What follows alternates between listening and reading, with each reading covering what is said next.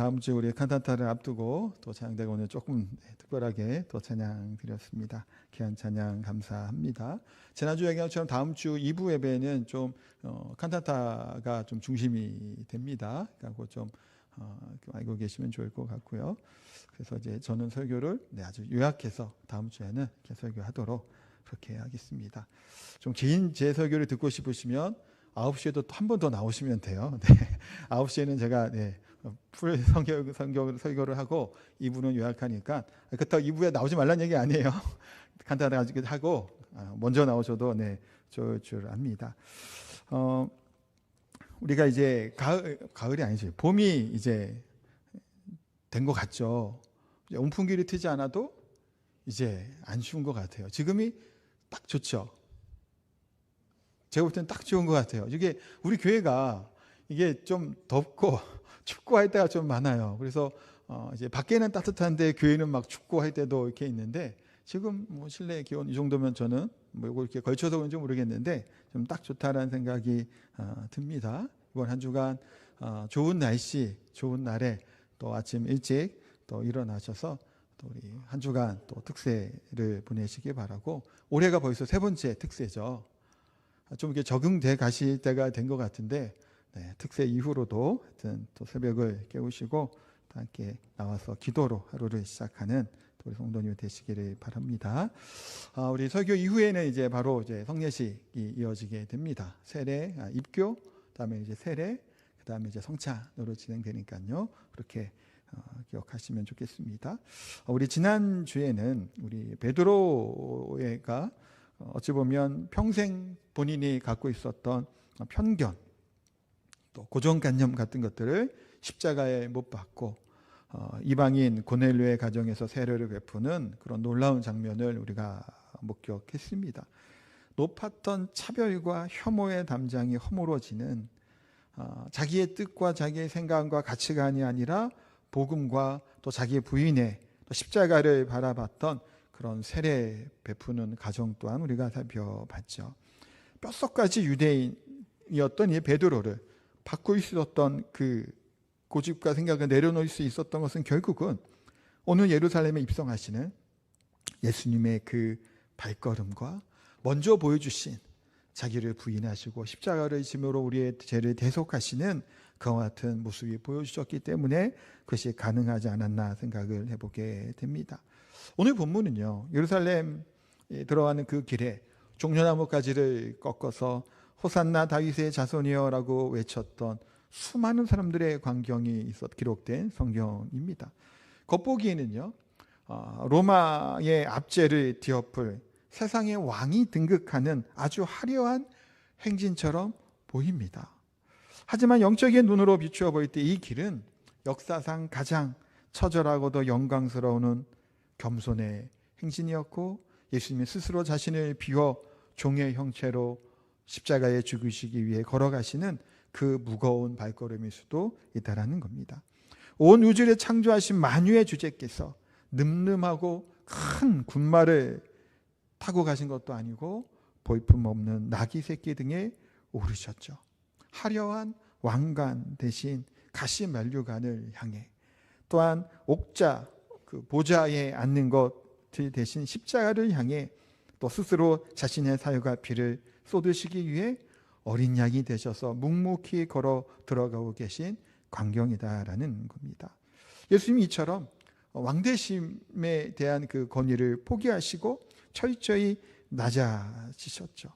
또한 이후에 우리가 이제 세례와 또 성찬 예식에 참여하면서 생명의 떡을 나누고 또 그리스도와 함께 한 몸을 이루는 연합의 은혜를 누리게 될 때 또한 오늘 본문 말씀을 통해서 화려한 한호성 뒤에 숨겨져 있고 그 이면에 있는 십자가에 향한 묵묵한 겸손의 걸음들을 묵상하시기 바라고 또 이번 주간에 있는 고난주간 특별 새벽 기도회를 통해서 또 평화의 왕으로 이 땅에 오신 예수님을 묵상하고 하는 시간 되시기를 소망합니다.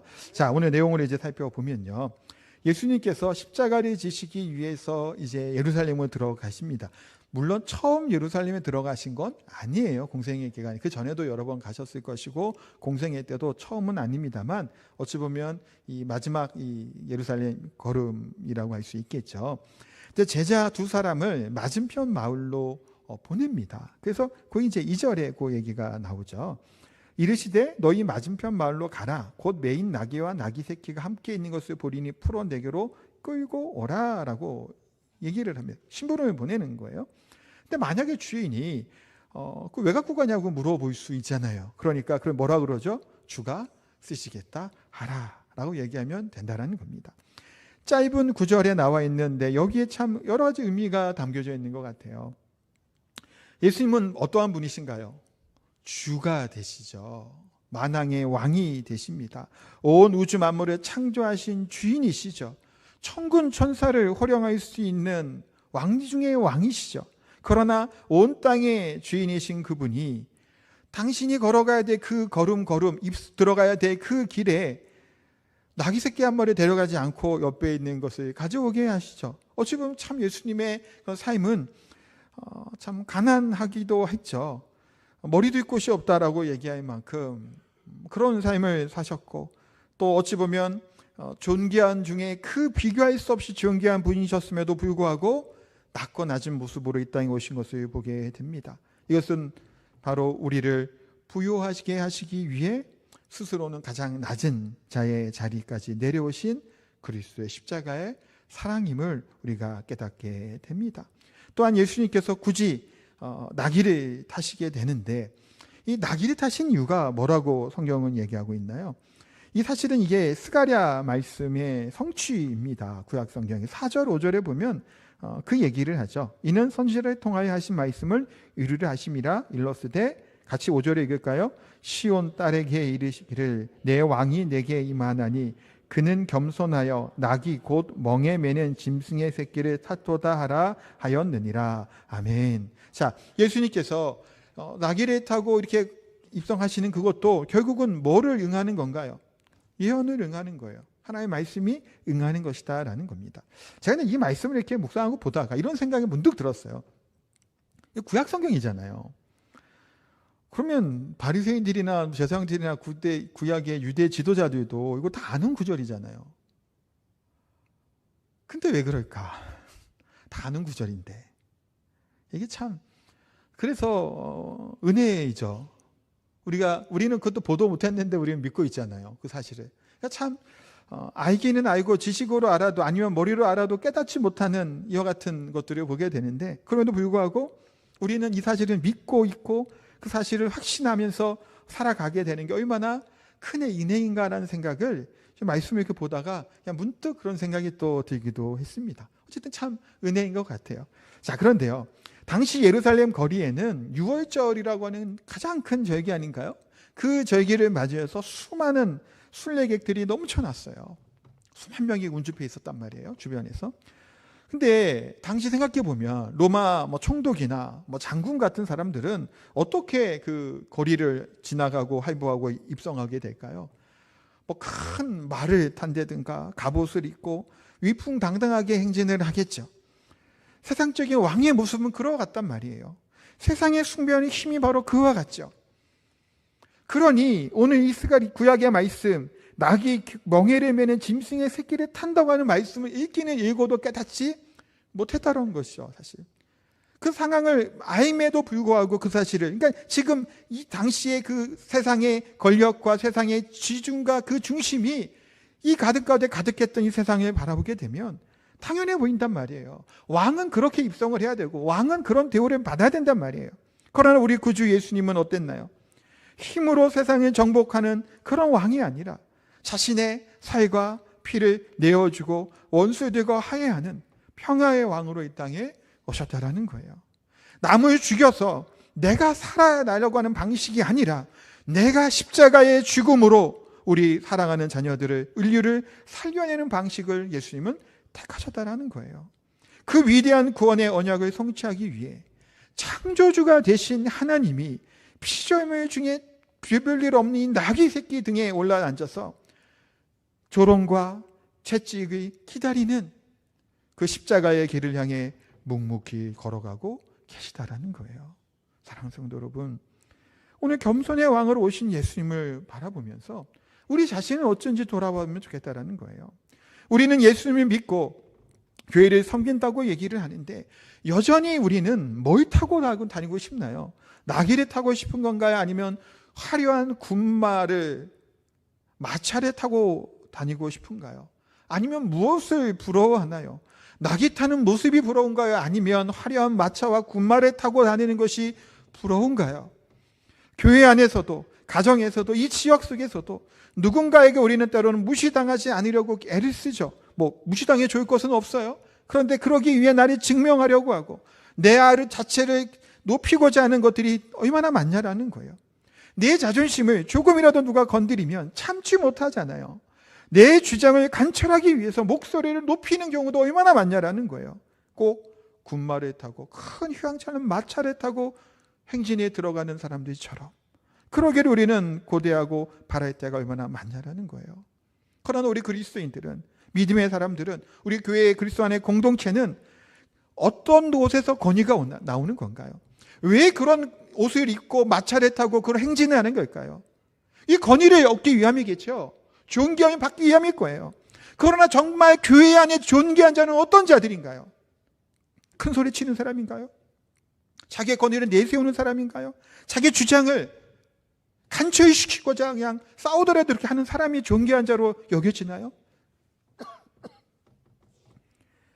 그 권위를, 십자가 앞에 내 고집을, 자존심을 꺾고 자기 부인을 하며 겸손함 가운데 영적인 권위가 나오면 우리는 너무나 잘합니다.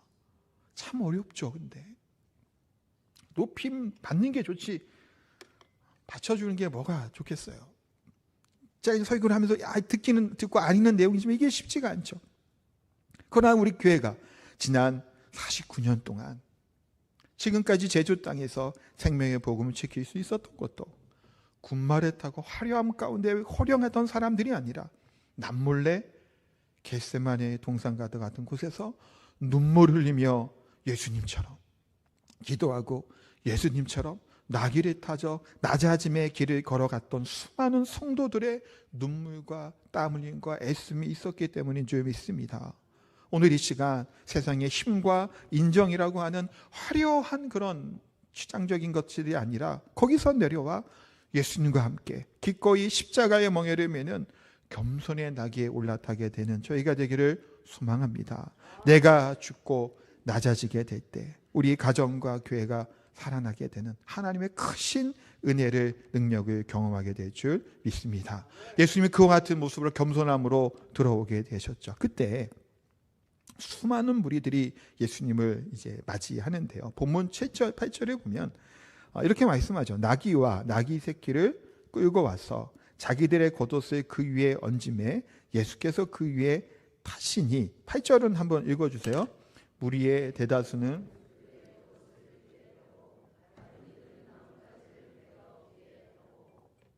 그렇게 들어옵니다. 그 뒤에는 이제 앞으로 가고 뒤 따르면 호산나 다윗의 자손이라고 외침이 나오죠. 여기 보면요, 뭘 벗었다고요? 겉옷을 벗어서 예수님 타는 나귀 안장에 이제 올리고, 그 다음에 레드카펫 쫙 깔려 있는 것처럼 들어오는 거기에 겉옷을 쫙 깔은 거예요. 이게 대단히 멋있는 광경으로도 보이죠. 이게 막 들어오실 때 막 수많은 사람들이 운집해서 막 호산나 다윗의 자손을 외치면서 쫙 입성합니다. 근데 여기 겉옷이라고 하는 게 이 벗어서 깔았다고 얘기를 하는데 단순히 우리가 입는 겉옷이랑은 당시는 많이 다르단 말이에요. 그냥 추위를 막는 옷가지 정도가 아니라 겉옷이라고 하는 것은 결국 뭔가요? 이 사람의 신분과 지위를 나타내는 것이 겉옷이기도 하고요. 또 가난한 자들에게는 밤에 추위를 견뎌내주게 하는 유일한 생존 수단이 바로 겉옷이기도 해요. 그래서 우리가 구약의 율법을 보면요, 무슨 돈을 빌리거나 하면 담보 같은 것도 잡아야 되잖아요. 담보를 잡을 때 겉옷 같은 경우는 빌려줘도 언제 다시 돌려주라 그러죠? 저녁에 되면 돌려줘야 돼요. 왜냐하면 얼어 죽을 수 있잖아요. 이게 생존 수단이에요. 전 재산일 수 있어요. 가난한 자들에게는. 겉옷이 보통 그렇게 쓰여지게 되죠. 그런데요, 오늘 본문에 이 무리들이 그 소중한 겉옷을 벗어서 낙이 안장 위에 얼리기도 하고 흙먼지가 날리는 길바닥에 이 겉옷을 다 펼쳐 놓습니다. 그러면서 예수님이 타신 나귀가 그 겉옷을 밟고 이렇게 행진에 들어올 수 있도록 요거를 이렇게 하고 있는 거예요. 뭘 의미하는 거예요? 결국은 주님이 나의 왕이시다라는 것. 그래서 내 자존심과 내 생존 수단과 내가 의지하는 이 세상의 지위와 권리와 같은 것들을 이제 다 그 발 앞에 내어놓고 오직 예수님만을 왕으로 섬기고자 하는 그 모습이 아니겠냐라는 거예요. 내가 주인 되었던 살아왔던 옛사람의 옷을 벗어던지고 주님의 통치만을 받겠다고 하는 순종의 행위일 수 있다라는 겁니다. 물론 좀 이따 이거 되게 더 하겠지만 어쨌든 그런 마음으로 이렇게 하는 거죠. 왕의 입성을 칭호하고 환호하는 가정이 있어요. 그러면서 이 생각을 하게 돼요. 우리가 이제 좀 있으면 세례 의식을 또 하게 됩니다. 세례가 뭔가요? 단순히 물로 이렇게 적셔지게 되고 교회 등록교인, 입교인이 되었다라고 하는 한 의식적인 얘기일까요? 세례는 그렇게만 볼 수 없죠. 그리스도와 연합되었다라고 하는 고백이기도 합니다. 우리 갈라디아서 볼게요. 3장 27절 같이 한번 읽겠습니다. 누구든지 그리스도와 합하기 위하여 세례를 받는 자는 그리스도로 옷 입었느니라. 아멘. 뭐라고요? 그리스도 합하기 위하여 세례를 받은 자는 이라고 말씀하죠. 우리는 그리스도와 한 몸을 이루었다고 하는 것이 바로 세례라는 거예요. 그리고 그러하기 때문에 그 옷을 입었다라는 의의 옷을 입게 되는 거예요. 그러니까 지금까지 나를 지켜줬다고 믿었던 세상에 낡은 겉옷들이 있죠. 내 고집스러움이 있어요. 교만함이 있어요. 세상에 사랑하는 욕심들이 있죠. 그런 과거의 모든 죄악들의 이 겉옷을 벗어 예수님의 십자가의 발 앞에 까는 것 같은 의미가 있다는 거예요. 이제 옛사람의 겉옷은 십자가에 못 박혀 죽었습니다 라고 하는 선언이, 그와 같은 선언이 그의 가운데 의미가 있다는 거예요. 그리고 이제 물에서 다시 올라와 부활하신 예수 그리스도의 생명이라고 하는 새 옷, 의의 옷을 입고 살아가겠다고 하는 언약의 시간이기도 한 것이 바로 세례이죠. 자, 그러면요, 오늘 이 영광스러운 세례의 자리에 나오시는, 이렇게 세례 받는 분이 앞에 계세요. 여러분들은 살아오면서 또 입고 있었던 그 무거운 겉옷을 오늘 십자가의 길 위에 내어놓으시기 바랍니다. 또한 뿐만 아니라 이미 세례를 받은 우리들도 마찬가지겠죠. 우리 또한 옛사람의 겉옷을 벗어버리고 그리스도로 옷 입은 자들로 우리가 살아가야 되는 존재들이에요. 그런데 혹시 그렇게 옛사람을 벗어버려야 되는데 비익바닥에 깔아놨고 던져놨던 이 옛사람의 겉옷을 후후 불고 툭툭 털면서 다시 걸치고 입고 있지는 않냐라는 거예요. 옛사람의 내 혈기, 교만, 내 이기심, 의로움을 다시 주워 입고 살아가는 우리의 모습을 또한 발견하게 됩니다. 우리가 또한 특별히 이번 한 주간 특세 기간을 보내면서 다시 주워 입게 되는 더럽고 불결한 냄새나는 그 더러운 겉옷을 내어놓고 십자가의 길을 바라보며 묵상하는 시간이 되기를 소망합니다. 또 주께서는요, 오늘 본문에 나와 있는 이 시점으로 며칠 뒤에 골고다 언덕에 당신의 하나뿐인 겉옷마저도 로마 군병들에게 다 빼앗기고 벌거벗겨진 채로 십자가에 매달리셨습니다. 우리에게 영원한 생명의 옷을 입혀주시기 위해 주님은 자신의 모든 것을 벗어던지는 완벽한 자기 부인의, 자기의 겸손의 극치 또한 십자가에 대속해 우리를 내어주셨다는 거예요. 오늘 그 주님의 사랑 앞에 우리의 마음을 열고 우리의 자아와 우리의 의로움과 우리의 것들의 겉옷을 기꺼이 펴드리는 순종의 시간이 되기를 소망합니다. 자, 우리 한 마지막 부분까지도 보고 마칠 텐데요. 겉옷을 편 다음에 호산나라고 외칩니다. 우리를 구원하소서라고 하는 의미를 갖고 있는 게 호산나이죠. 화려한 입성과도 같은 이 길, 그것은 영광의 보좌로 가는 길이 아니었죠. 이들은 어떤 왕을 기대했나요? 힘 있고 능력 있는 왕을 기대했습니다. 로마의 압제를 뒤집어 엎고 또한 피의 정치, 공포의 정치를 어찌 보면 이들을 다 몰아내서 하나님의 영광의 나라가 이스라엘의 회복이 이 땅에 다시 임하는 것을 기대했죠. 제자들도 그렇게 알고 기대했고요. 이 수많은 무리들도 그렇게 기대를 한 거예요. 이제 예수라고 하는 이 분이 오셔서 이것을 이제 이루겠다라고 하는 기대함을 가지게 돼요. 그런데 기대했던 그 모습이 아니죠.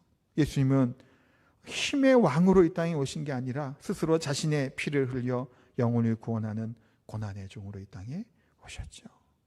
이들은 돌변하게 됩니다. 호산나 다윗의 자손이 외쳤던 이들이 며칠 후에 돌변하여 빌라도의 법정에서 저를 십자가에 못 박으소서라고 하는 폭도와 같은 모습으로 변하게 됩니다. 뿐만 아니라 십자가의 고난을 불과 하루 앞둔 목요일 저녁, 예수님은 제자들과 함께 모여서 유월절 식탁을 함께 나눕니다. 떡을 가시다 축사하시고 떼어 제자들에게 주시며 말씀하셨죠. 받아 먹으라, 이것은 내 몸이다. 또 잔을 가시고 감사기도 하시고 뭐라고 얘기하시죠? 너희가 다 이것을 마시라. 이것은 죄의 사함을 얻게 하려고 많은 사람을 위하여 흘리는 바 나의 피 곧 언약의 피다라고 말씀하고 있습니다. 성도 여러분, 잠시 후에 설교 마치고 바로 이 거룩한 예식을 진행하게 됩니다. 하나님께서 이와 같이 독생자를 주시고 또 예수님은 그 보내신 뜻에 따라서 십자가의 길을 가고 자기의 몸을, 자기의 피를 우리에게 내어주시는 그 의식을 기념하는 날이죠. 시간이죠. 우리를 위해 찢기신 예수님의 거룩한 몸이 나의 병들고 나약한 재성의 몸과 하나 되는 시간이기도 하겠고요. 또한 그 주의 보혈이 우리의 사망과 저주를 끊는 놀라운 은혜의 시간이 되는 줄 압니다. 포도나무이신 예수님과 가진 우리의 생명이 묶이는 신비로운 연합의 시간이기도 한 줄 압니다. 그러하기에 이 거룩한 자리에 나오게 될 때 우리가 어떤 마음으로 나아가야 될까요? 나는 부정한 존재고 죄 많아 자격 없다라고 하면서 고부하는 그런 마음이 아니라, 그러하기 때문에, 의롭지 않기 때문에 내 자랑할 것이 없는 자이죠. 이 성찬회로 가는 것이 완벽하게 의로운 사람들이, 흠없는 사람들이 자기를 자랑하고 먹고 떠들고 마시는 만찬이 아니라는 거예요. 주님, 주밖에 없습니다. 은혜 아니면 내가 한시도 살아갈 수 없습니다. 나는 죄인입니다. 나 힘으로는 아무것도 안 됩니다라고 하는 고백을 하는, 심령이 가난한 자의 모습으로, 애통하는 자의 모습으로 나오는 자에게 풍성하게 내리는 하나님의 귀한 은혜의 자리인 줄 믿습니다. 그러하기에 자격 없는 우리들 이 은혜 안에 서기를 소망하고, 우리가 말씀을 정리하면서 얘기하는 것처럼 고난의 길 또한 이것이 고통의 길이지만 그러나 우리를 대속하시는 십자가의 길이었다는 사실을 우리가 기억하시면서 우리 또한 예수님처럼 낮아지고 겸손한 자의 모습으로 우리의 져야 될 십자가의 그 길을, 자기를 부인하고 십자가를 지라고 말씀하신 것처럼 이 은혜를 경험하고 또한 재시씀을 받는 세례의 자리에 서 있을 수 있는 그 기쁨과 우리의 낡은 겉옷을 내어버리고 새 옷을 입고 하나님의 말씀 앞에 그 고집과 교만과 세상의 자랑이라는 것을 벗어던지는 놀라운 은혜의 시간이 다 되시기를 예수님 이름으로 축복하고 기도합니다. 아멘. 우리 찬양합니다.